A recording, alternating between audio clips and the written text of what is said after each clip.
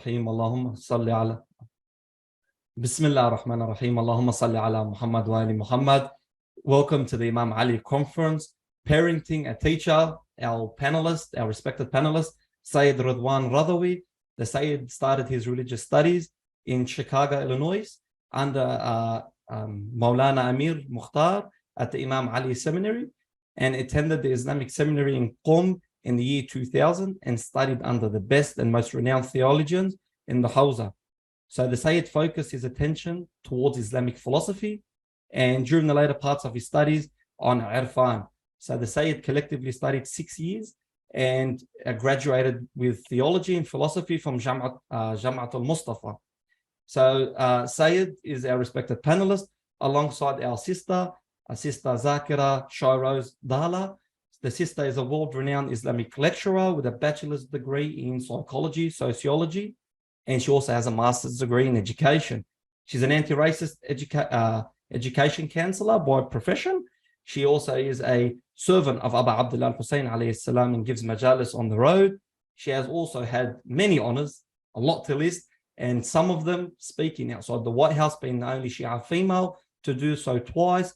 You also see her very active on Islamic shows, very active on all channels, and she is a blessed guest on the Imam Ali conference, and she's our panelist. Sayyidina, talk to us, parenting a teacher, the importance of that. Imam Ali alayhi salam did stress on that when he spoke to his son, Imam Hassan alayhi salam, saying that the youth are like uncultivated land. So there's a great importance parents have when it comes to upbringing and raising children, let alone teenagers. Santam, A'udhu billahi minash shaitanir rajim, Bismillahir Rahmanir Rahim. Assalamu alaikum wa rahmatullahi wa barakatuhu. First and foremost, I would like to thank the Imam Ali Conference, Compassion in Action. Great to be part of this wonderful effort. May Allah subhanahu wa ta'ala accept the hard work, all the work that has been put in, all the scholars, esteemed scholars that are part of this wonderful, wonderful event. Of course, the topic in hand is an important one. There are various ayat in Quran, and you quoted the letter that Amir al-Mu'mineen had penned to his son, Imam Hassan alayhi salatu wassalam. And the ayat of Quran, which I wanted to share from Surah Safat, ayat number 102, when the story of Hazrat Ibrahim and Hazrat Ismail alayhi salatu wassalam, when it says, فَلَمَّا بَلَغَ مَعَهُ السَّعْيَ قَالَ يَا بُنَيَّ إِنِّي أَرَى فِي الْمَنَامِ أَنِّي أَذْبُحُكُمْ فَانظُرْ مَاذَا تَرَى. That when he reached the age of exertion, he was old enough to help out his father, Hazrat Ismail. Father said to his son that I've seen in a dream that I must sacrifice you. So what do you think? Of course, there's no point for a father, a figure of Khalilullah, Hazrat Ibrahim والسلام, to be asking for the opinion of his young son, Hazrat Ismail والسلام. But nonetheless, it shows us the importance of the opinion of your children. You know, there's an ancient proverb that says, if you are planning for a year, plant grains, rice. If you're planning for a decade, plant trees. But if you're planning for a millennium, then plant human beings, grow people, invest on their children.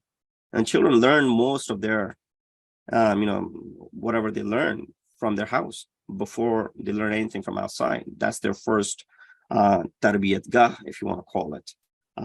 We as parents don't set the correct examples at home most of the time, and later expect our children to do the things which, of course, we fail to do ourselves. So you can't expect a child to be punctual in prayers, for example, if parents aren't punctual. Can't expect a child to miraculously be modest when parents aren't. You hardly see a son and a daughter come out to be more pious than their parents, unless, of course, it's tawfiq ilahi, because of Islamic schools and the other influences that they may have had. You know, there's a lot to talk about. There are so many things that I can indulge into, and of course, I want to keep in mind the importance of the other panelists and their valued time. You know, how to raise a teenager. I think that's the core of the discussion. Raising children, primarily speaking, there's not many ayat of Quran that talk about that. Now, there are not even many ahadith regarding that. And there's just a generic version of it that you find in the book of Quran and Sunnah. So it's not science which you apply, rather it's an art which you learn as you go along. And of course, it varies with people. It varies with children, from one children to another children. Raising first child is different than raising your fourth, for example. There's no guarantee that if you do X, you will get the result as Y, for example. So it's not plug and play. And Islam, we don't really have such a thing as teenager. Rather, you're either a child or you're an adult. That's why the age of bulugh is 13, 14, and 15, right? Max 15. Or the beginning of the teen years, so on, quote unquote. So if you see that now this person is no longer a child, rather they're mukallaf, whose deeds will be accounted for and will be held responsible in front of Allah for good and bad that they do. Which brings me to my first point, that what we can do as parents, inculcate fear of Allah from a very young age. Try and get them understand that you're now mukallaf, you're now duty bound. Your acts have their own thawab and jaza. It will not be counted in the accounts of the parents. Number two, stop micromanaging, right? Sometimes we see that some parents, they breathe down the children's neck. Giving them space and letting them figure out is better than just providing the solution all the time, because when they're really in the difficulty and you're not around to help them out, they won't have the set skills to be able to bring themselves out of the situation. Stop reprimanding. We see that putting them down and making them feel guilty instead of appreciating. And when they do something good where it requires appreciation, because you're already in a bad mood, you don't feel like appreciating. Allow them to make mistakes. Learn from these mistakes. When a person learns the hard way, then they really learn it. Then they really have it in their heart, and they'll be able to correct that, and they won't make the same mistake. And ask them what they would do if they were in your place, for example, as a punishment. Be a life coach, in other words. You cannot make them feel empowered by giving them gifts or spoiling them. Let them earn it. These are some of the parenting skills that are proven. You may not find many of these things in riwayat and hadith and Quran. You find this psychologically, and we have, and there's Jasara to in speaking in front of her, that she has this degree to, psychologically, from psychiatry aspect, from these areas have spoken a great deal regarding what works. These are facts. So you cannot make them feel empowered by giving them gifts and spoiling them. Let them earn it. It gives them self-dignity. Allow them to understand that they are part of a bigger picture, the family, the society. Encourage them to come to these family gatherings and these functions, and find a mentor other than parents, a positive role models. Unfortunately, we live in a society where the role models have taken a role of, super heroes, and they sort of become role models from the very beginning when a child opens up his or her eyes. So speaking with the child, important element of tarbiyat, although the child will have limited understanding at the age that they may be in. But yeah, speaking shows that the parents are attentive toward them, so they don't feel neglected. We're busy with work, and when we're home, we're using our phones, and children are given their gadgets to play with, and very little time to talk.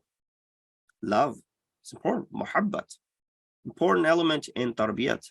Sometimes parents respond with bitterness and harshness in front of child's, nonsensical and impossible demands.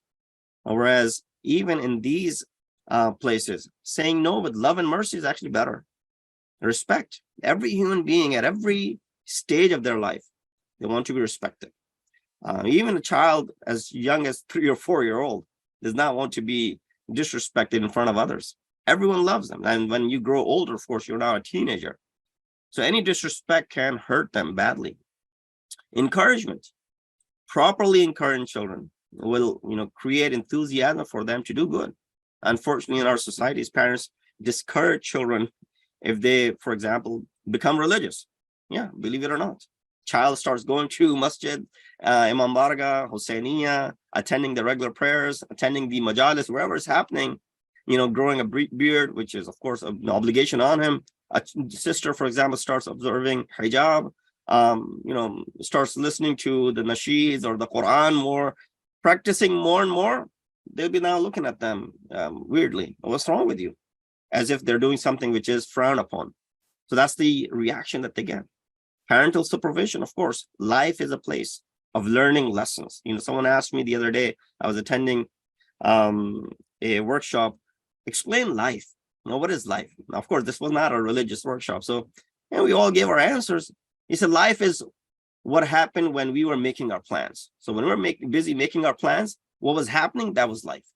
So of course, life is a place of learning lessons and gaining experiences. Ash-shaykhu fi baytihi kan-nabi fi ummatihi.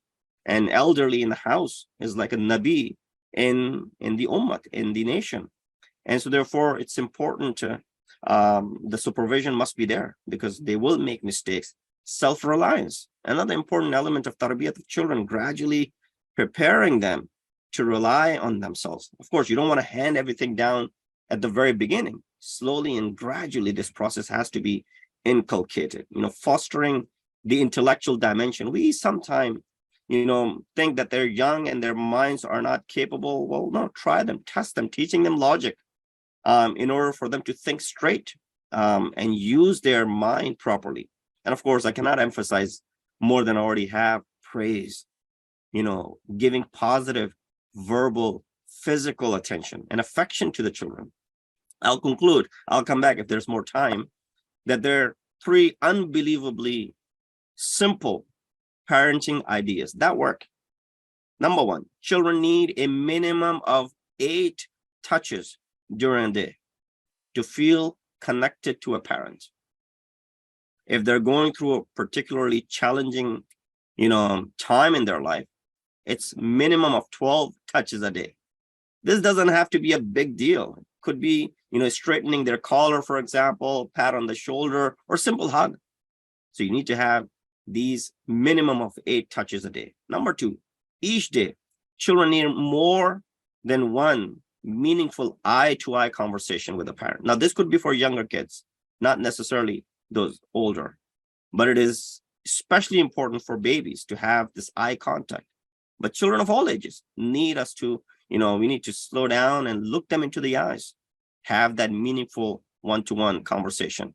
And there are 9 minutes during the day that have the greatest impact on a child. 9 minutes out of the 24 hours. The first 3 minutes, right after they wake up. Don't neglect them at that time.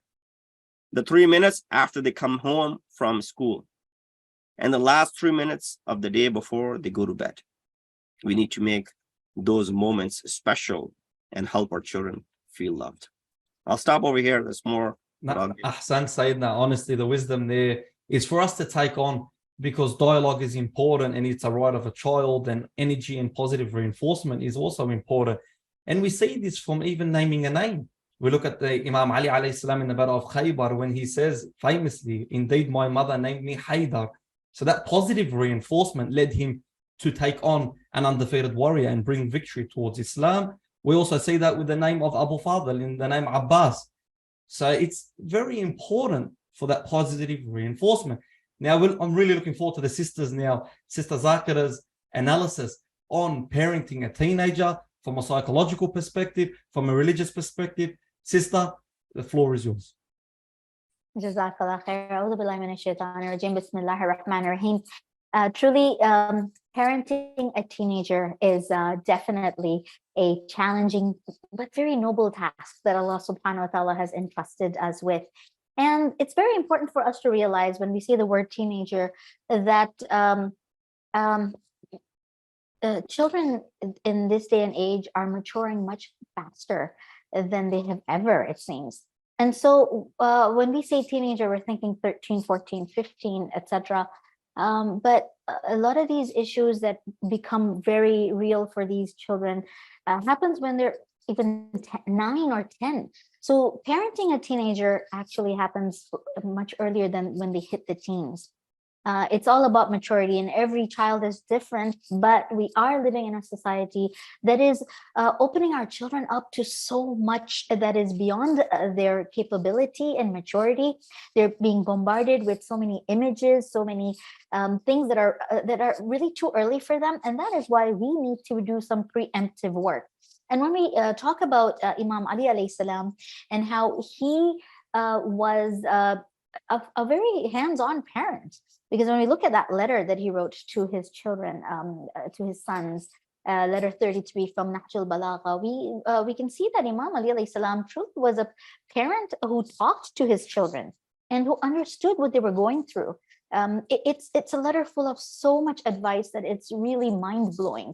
Another letter, the letter to Malik Ashtar, when he's talking about how to be a leader, is also full of advice for us who are leaders in our homes. And truly, having been the mother of 3 children, mashallah, they're now 26, 24, and 17, mashallah. I'll tell you that we're the walking wounded. Parents, after having parented teenagers, you feel like you've been beaten up and you have nothing's been left of you. You've been ground, just completely shattered. But you've got to pace yourself. This is a marathon, and parenting never ends, does it?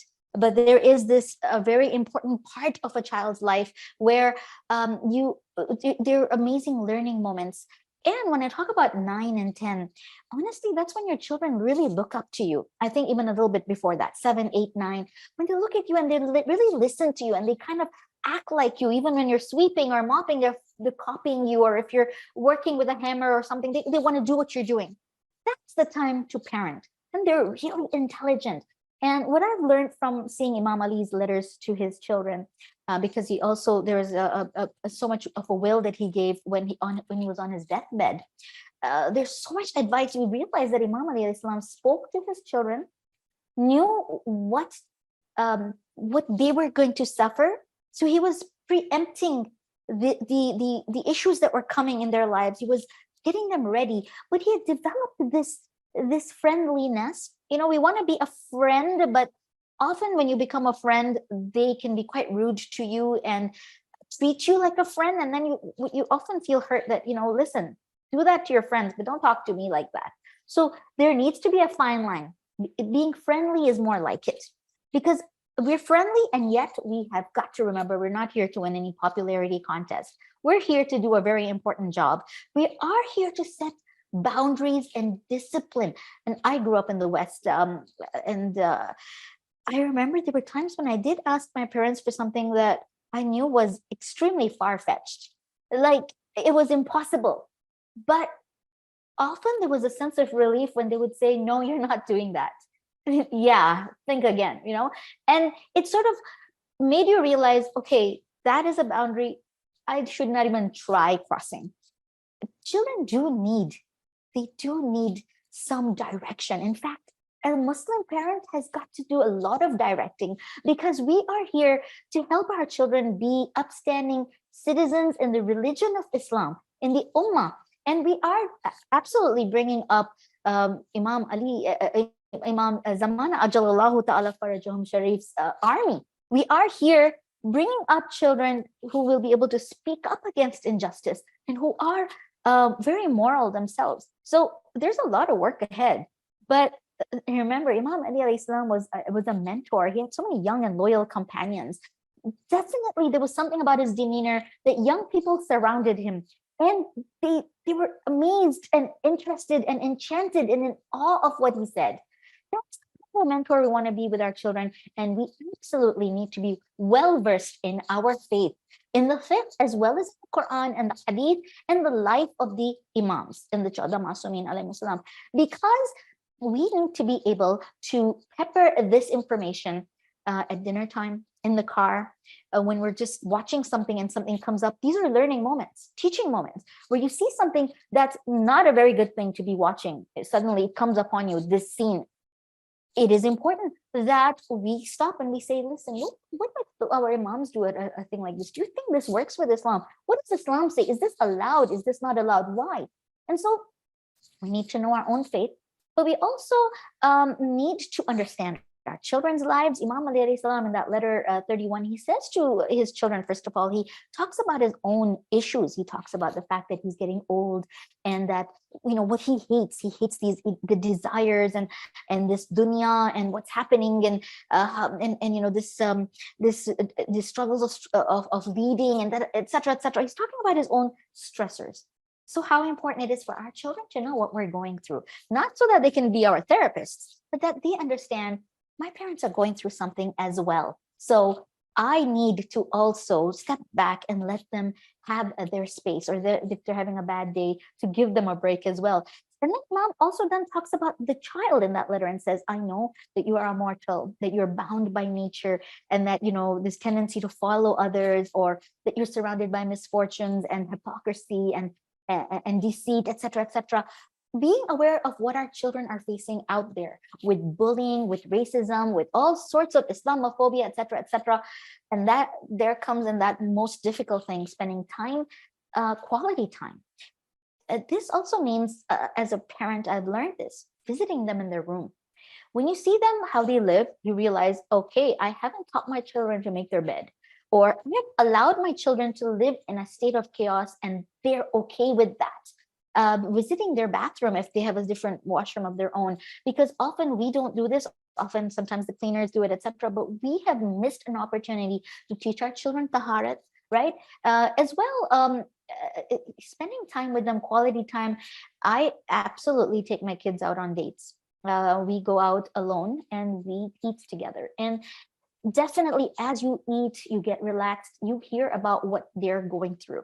And then you learn how they're dealing with the bullies in their lives, or being left out, body image issues, etc. Knowing what they're dealing with helps you parent them. Absolutely. And indeed, Imam Ali alayhi salam has talked about also traveling. He has talked about taking the children around. He says, "Oh, my son, go and see the world, see the people who have come. What have they left behind? What kind of legacy, or all these riches that they work, this dunya, did it help them, etc. Being very philosophical as a parent. We do make the mistake of putting our children in madrasa and expecting them to teach our children Islam, or school and letting the teachers teach them science, etc. People are not going to bring up our children for us, and then they can't. They don't know what our kids are. We know who our kids are, and therefore traveling with them, speaking with them, spending time with them. When you play a board game, seeing how they deal with loss, or are they cheaters, God forbid, how do they do things, are they moral, are they ethical, and then really hitting those things. And again, time is running out, but I do want to mention that Imam Ali alayhi salam started very young, and he talks about this in that letter. And he speaks about the fact that I started young with you, telling you about the world, and also using the Holy Quran as a guide to teach you about the way the world is and how to be as a human being. Imam Ali alayhi salam talks about every aspect of what it means to be a person in the world, how to be a good friend. And one of the things that I really love, that I often tell my kids when they really get upset at people and their reaction to people, they want to hit back. They want to be rude back. They want to, well, they started it, etc. I say to them, Imam Ali alayhi salam said to his children in his letter, don't let other people decide how an interaction is going to be. Don't be a reactionary. You decide how an interaction is going to be. And that is that you decide this is going to be a loving, forgiving, kind interaction. I'm not going to react to your rudeness, your unkindness, and definitely teaching them to be good siblings. All these things are, we have a tall order to fill indeed, but it can be done. And we have to be also kind to ourselves and kind to each other, our children, that they're also learning. We're all learning on the job. No one came with an instruction manual. Nah, ahsanti, sister. Honestly, it's a great responsibility. Parenting teenagers. Thank you very much for your blessed time. The panelists, the respected Sayyid, the respected sister. Honestly, it's a great responsibility we have. And inshallah, we do our due diligence and take the lessons from what the Sayyid and the sister said and the teachings of Muhammad wa al-Muhammad. Inshallah, present our progeny in front of the Holy Prophet, peace be upon him, and Allah subhanahu wa ta'ala on the day of judgment. And as we've understood and I've understood, it is a difficult task. But nonetheless, with difficulty comes ease, and inshallah we see this and we are in a state of joy on the day of judgment, with the barakah of Imam Ali alayhi salam. And thank you guys for joining us on the conference. And thank you, Imam Ali Conference, for hosting such an important topic on such a blessed day. Wassalamu alaikum wa rahmatullahi wa barakatuh.